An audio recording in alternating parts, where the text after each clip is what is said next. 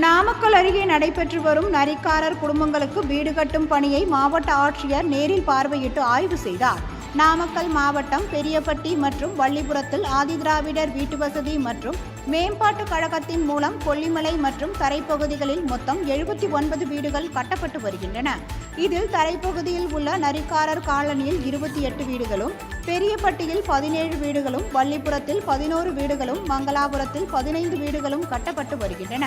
தரைப்பகுதிக்கு 5.7 லட்சம் ரூபாய் செலவிலும், மலைப்பகுதியில் 5.72 லட்சம் ரூபாய் மதிப்பிலும் வீடுகள் கட்டப்பட்டு வருகின்றன.